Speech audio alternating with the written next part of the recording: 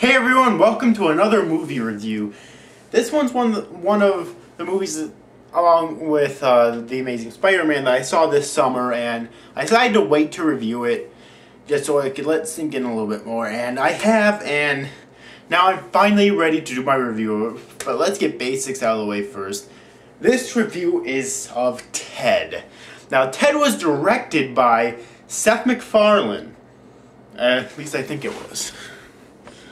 Yes, directed by Seth MacFarlane, produced by Scott Stuber, Seth MacFarlane, John Jacobs, Jason Clark.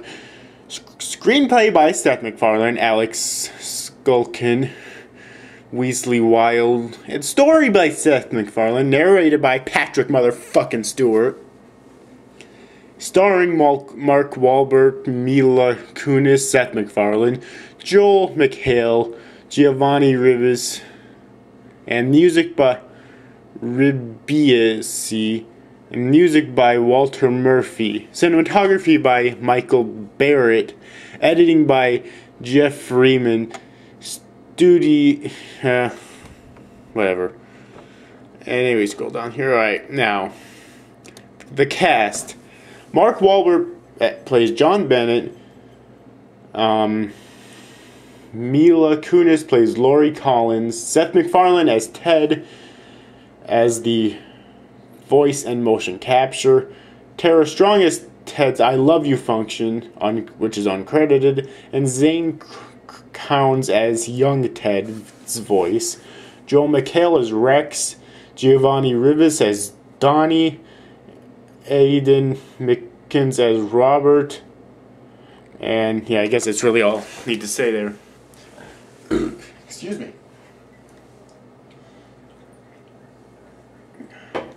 Okay, now I got all those credits out of the way. Let's get into the review. So, honestly, when I heard this movie was directed by Seth MacFarlane, I immediately went all hell over it, because I used to be a huge fan of Family Guy. Granted, Family Guy has definitely gone downhill over the years. I'm still a pretty big fan of American Dad, mind you.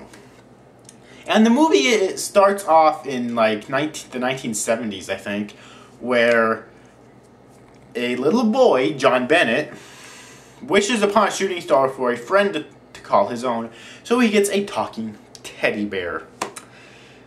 I wish I could make something this weird up. Well, I probably could, but I'm not making this up. This is actually what Seth MacFarlane made up. So, cut to many years later, John Bennett is an adult, and so is Ted, although he looks the same as before. He's still technically an adult. Voiced by Seth MacFarlane. Now, this is one of my favorite parts about the movie, because there's points where he sounds like Peter Griffin, and there's points where he sounds like Stewie Griffin, because Seth MacFarlane voiced both of them, and still does, in fact, in Family Guy. Alright. So, yeah. So, you might think I'm just outright praising this movie right now, but don't worry, I did have some problems with it, which I'll get into later on. That's generally the plot of this movie, though, alright?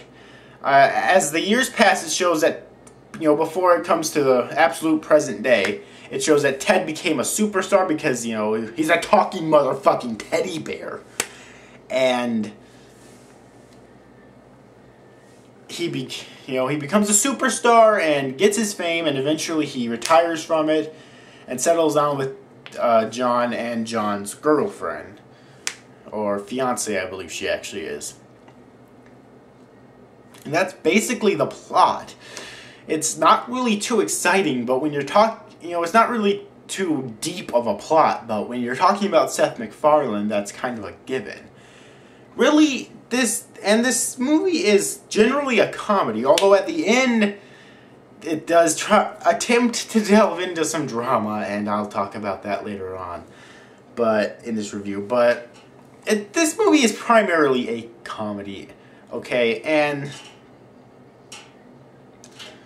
I mean, the comedy's done really well. It reminds me of old school Family Guy, which really I think is what Family Guy should go back to, but that's just me. Yeah, it reminds me of old school Family Guy. A lot of the jokes and humor is definitely catering to that, and even some more recent American Dad.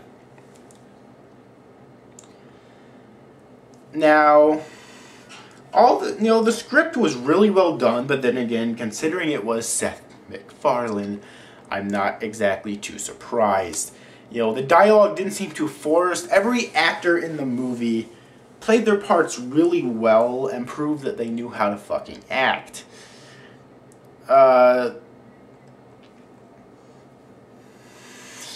Yeah, especially Seth MacFarlane voicing Ted. And that woman who voiced Ted's younger self, I forgot. Tara Strong. Tara Strong did a really good job as Ted's younger voice as well. Or wait. No. Zane Cowens. Zane Cowens did Ted's younger voice, and he or she or whatever did a really great job at it. Also, I love the fact that he got Patrick motherfucking Stewart to do the narration of this movie, and he's not just your stereotypical narrator either. Speaking in a constant monotone fucking voice, narrating stuff that we already fucking know. No, he's actually really funny in his narration. The dialogue that he has for his narration was really well done, and he's really funny at it, okay? He has funny dialogue. It's not just your stereotypical fucking, narrator. And of course, Seth MacFarlane and Patrick Stewart have done work in the past, and still do. I mean, Patrick Stewart's the voice for Bullock in American Dad, the CIA leader, I think he is. Excuse me. So yeah, and those two just work really well together, honestly. Now, to get into the negatives. Really, there's only one major negative that I had in this game. I mean, the pacing was really well done. The lighting and cinematography were good, or rather, from the very fucking little I even know about cinematography. I usually don't like to cover that because I know very little about cinematography to begin with. But from what I know about it, it's good. The lighting is really, really good. The pacing is excellent. Probably the only complaint I had in this movie, and if I would have reviewed this movie at first, I would have completely overlooked it, is the forced drama at the end of near the end of the movie, which is the only part of the movie that I feel the script was really lacking at. You can't. I repeat, you cannot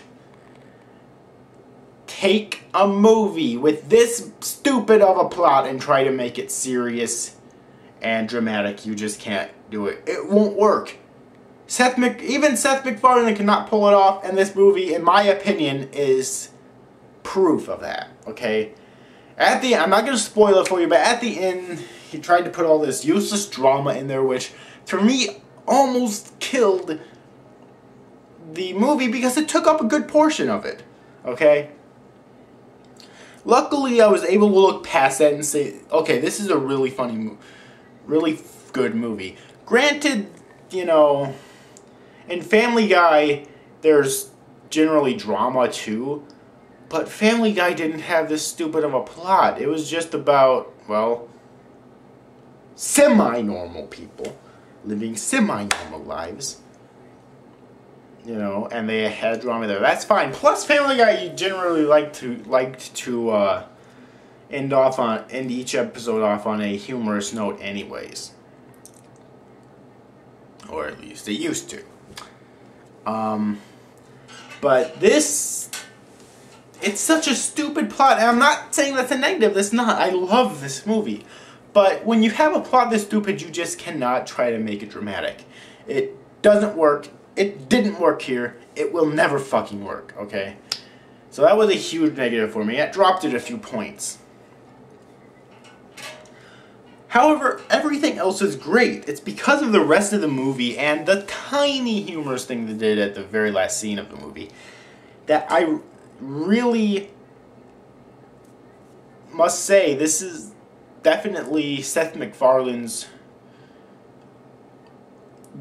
of Seth MacFarlane's best works yet. And I had no idea he was even a fucking movie director. I should really look up, see if he's directed other things and maybe written other movies too and whatnot.